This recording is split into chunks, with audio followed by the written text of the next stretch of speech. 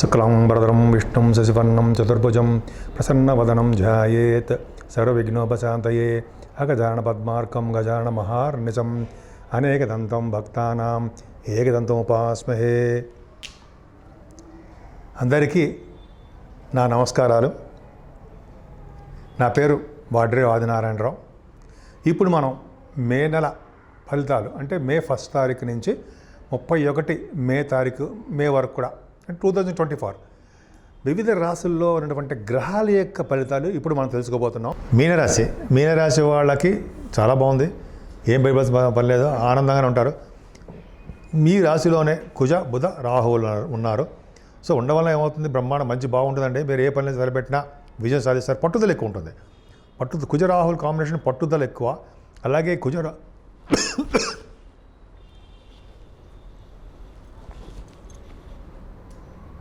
ఈ కుజరావుల కాంబినేషన్ వల్లనే పట్టుదలగా ఉండడం కాకుండా అన్ని రంగాల్లోనూ విజయం సాధిస్తారు. ముఖ్యంగా స్పోర్ట్స్ అంటే బాగా ఇష్టపడుతుంటారు, మీరు వెళ్తారు, విజయం సాధిస్తారు. సెకండ్ హౌస్లో శుక్రుడు మంచివాడు కాదు కదా, మంచి చేస్తాడనమాట. సెకండ్ భావంలో శుక్రుడు రవి బుధులు కాంబినేషన్. రవి బుధులు మేషరాశిలో ద్వితీయ స్థానంలో కలిసి ఉన్నారంటే మెడికల్ సంబంధించిన వాళ్ళకి, డాక్టర్స్ వృత్తిలో ఉన్న వాళ్ళకి, ఎంఎస్సీలు చేస్తారు సరే వాళ్ళకి మంచి ప్రతిభ ఉంటుందండి.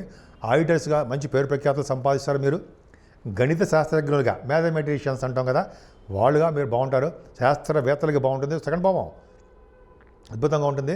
సెకండ్ భావం బాగుంది కాబట్టి అండి అద్భుతమైన మీకు యోగం కలుగుతుంది. బుధాదిత్య యోగం. ఆడిటర్స్ కూడా ద్వితీయ భావం చెప్తాం.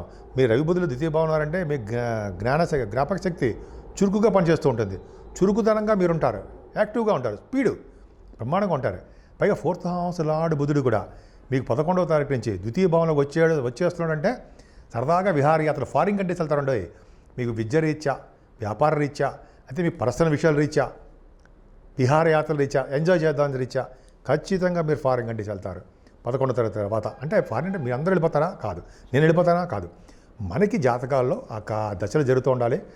నేను చెప్పేది అంటే నాలెడ్జ్ కోసం చెప్తున్నా. సో ఈ విధంగా కంపల్సరీగా ఉందండి. అలాగే బుధ శుక్రుల కాంబినేషన్ వలన సెకండ్ భావన ఉంటే భూములు కొనుక్కుంటారు.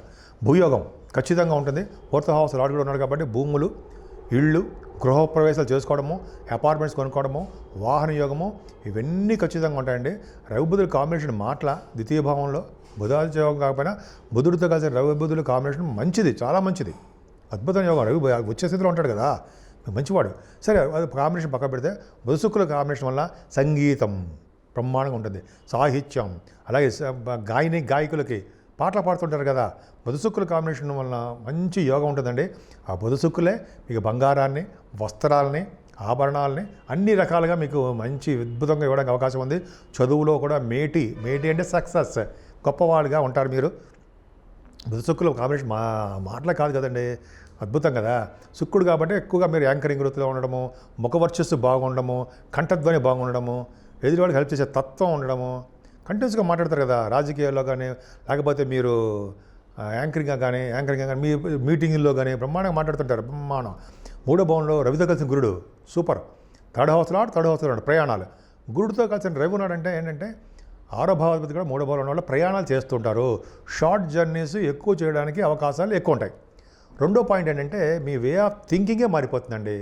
గురుడే ఉన్నాడు కాబట్టి మీ way of life style thinking అద్భుతంగా ఉండడము. ధైర్యం, 3వ భావంలో ఉన్నాడంటే ధైర్యం, వాహన యోగం. అలాగే గురుడు వలన బాగా వార్తా సేకరణ ద్వారా న్యూస్ అలా సేకరించడము, ప్రజ్ఞావంతులు కావడము, న్యూస్ రీడర్స్గా బాగా వెలిగిపోవడము, గుర్తింపు, గౌరవం దక్కడము. అలాగే పత్రికా సంస్థల్లో వాళ్ళకి బాగా అంటే పత్రికా సంస్థలు అంటే గురు ప్రభావం వలన బాగా డెవలప్ అవడము. మీ తమ్ముళ్ళకి, చెల్లెళ్ళకి బాగుండడము. ఎంత బాగుందండి. 3వ భావం సక్సెస్ రేట్ ఎక్కువ ఉంది.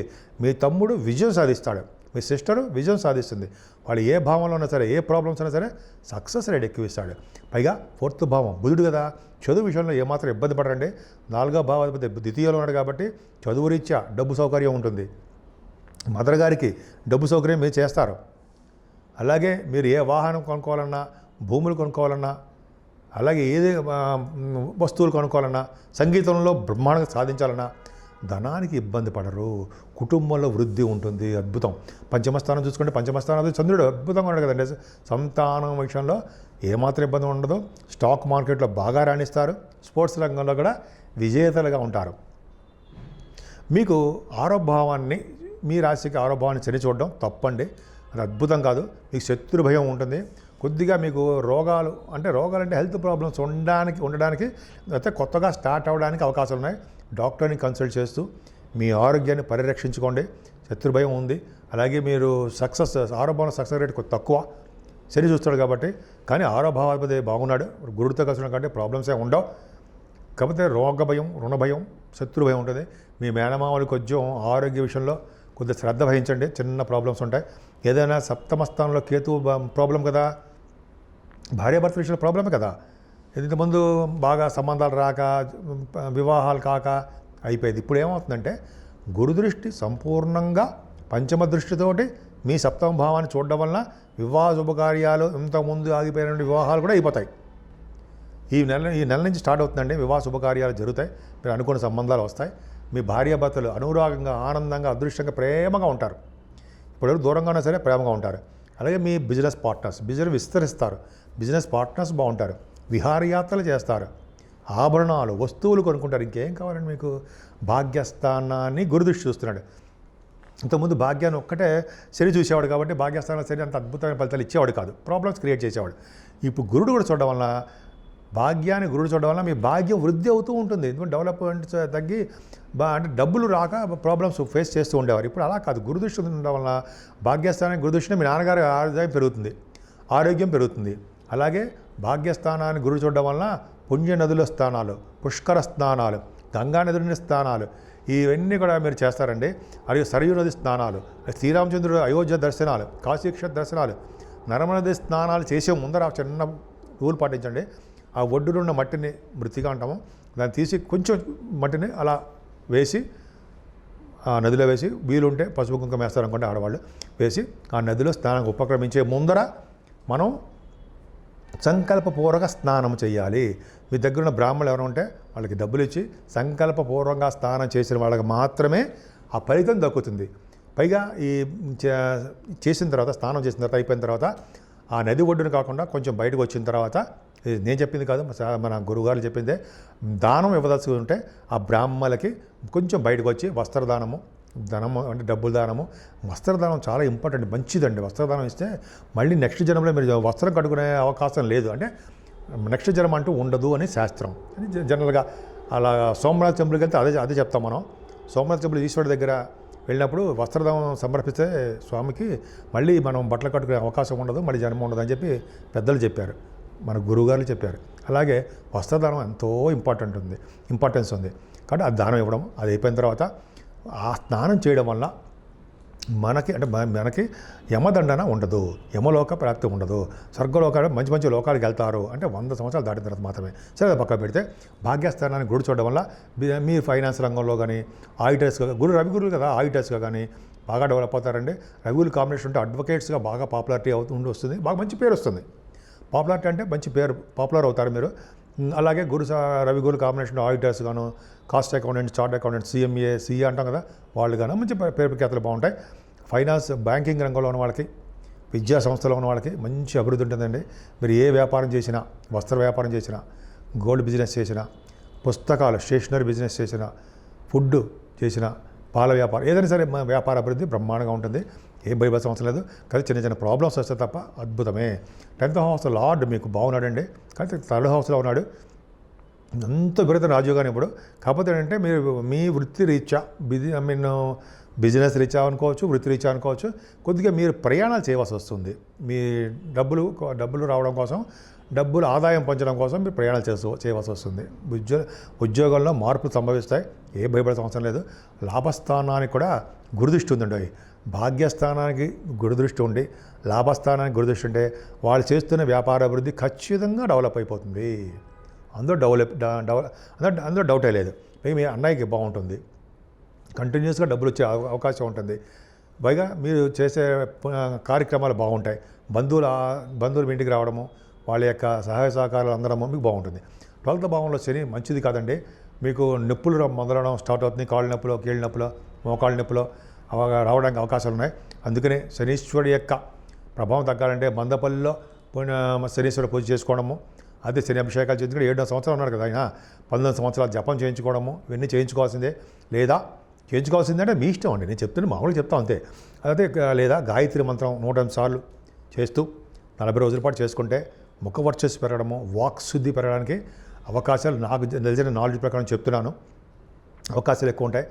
అలాగే పేదలకి, వృద్ధులకి, తల్లిదండ్రులకి సేవ చేసుకోవడం వల్ల మంచిగా మీ శనివారం వచ్చే దోషాలు పరిహారం అవ్వడానికి అవకాశాలు ఎక్కువ.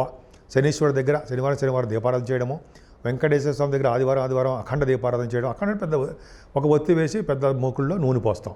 అలాగే శివాభిషేకాలు ఇలా చేసుకోవడం వల్ల అద్భుతమైన ఫలితాలు ఉంటాయండి. ముఖ్యంగా మీకు అష్టమాధిపతి శుక్రుడు కూడా అవడం వల్ల మీరు పౌర్ణమి పూట కానీ లేకపోతే అమావాస్య పూట కానీ ఏ రోజుల్లో అయినా సరే అమ్మవారిని, కనకదుర్గ అమ్మవారిని కొలవడము, మీ ఇంటి దగ్గర కొలవచ్చండి. తర్వాత లలిత సహస్రనామాలు చదవడము, అమ్మవారికి అభిషేకాలు చేసుకోవడము, కుంకుమ పూజ చేసుకోవడం వలన, లేదా ఇవన్నీ కుదరపైన గోదానం చేసుకోవడం వలన, అంతేకాకుండా పుష్కరాశ్రమంలో కూడా గోదానం చేస్తే అద్భుత ఫలితాలు ఉంటాయి. బంగారు దానము, గోదానము చాలామంది చేస్తుంటారు, మంచి ఫలితాలు ఉంటాయి. సరే, ఈ చేసుకోవడం వలన మంచి ఫలితాలు ఉంటాయి. మీ 12వ భావంలో ఇవన్నీ కాంబినేషన్ వలన మంచి అద్భుతంగా దానాలు చేసుకోవడం వలన మంచి ఫలితాలు ఉంటాయి. ముఖ్యంగా వైశాఖ మాసం కూడా వస్తుందండి మీకు. వైశాఖ మాసంలో రావడం వలన మీరు ఎక్కడుంటే అక్కడ, మింత చెప్పింది హోమం గురించి చెప్తాను కదా, ఆ హోమాలు ఎక్కడైనా చేయించుకోండి. ఆ చండీ హోమం అటువంటి మీ ఊళ్ళో దగ్గర ఊళ్ళో చేయించుకుంటే శుభ ఫలితాలు ఉంటాయి. ముఖ్యంగా ఈ వైశాఖ మాసం మనకి మే నెలలో వస్తుంది, అద్భుతమైన మాసము. ఈ మాసంలో చేసినటువంటి పుణ్యఫలము, దాన ఫలము 1000 రెట్లు, చాలా రెట్లు ఫలితాలు ఇస్తాయని చెప్పి అంటారు. ముఖ్యంగా జలదానం, ఎవరైతే బాగా పక్క వాళ్ళకి దానం ఇవ్వడమే కదండి, టన్నులు కొనేసి ఇవ్వడం కాదు. మనకున్న ఆర్థిక పరిస్థితి ప్రకారము, మనకున్నటువంటి దీని ప్రకారము జలదానం చేయడం చాలా మంచిది. అంటే బాటిల్స్ ఉంటాయి కదా, వాటర్ బాటిల్స్ కొంతమందికి ఇస్తాం, అలా మనకి అవకాశం ఉంటే ఎవరికొకరికి ఇస్తాం జలదానం, దాన్ని జలదానం అంటాం. ఫుడ్ మనకున్న దాంట్లోనే ఫుడ్ పెడతాం, భోజనం. ఆ భోజనం అంటే భోజన దానము ఇవ్వడం వలన, అన్నదానం ఉంటాం కదా, అదొకటి. వస్త్రదానం అండి, వస్త్రదానం కంటే మించిన దానం ఇంకోటి ఉండదు. వస్త్రదానము, గొడుగులు ఇవ్వడము, తర్వాత పాదరక్షలు, గొడుగు, వస్త్రము, ఈ 3 ఇంపార్టెంట్ అండి.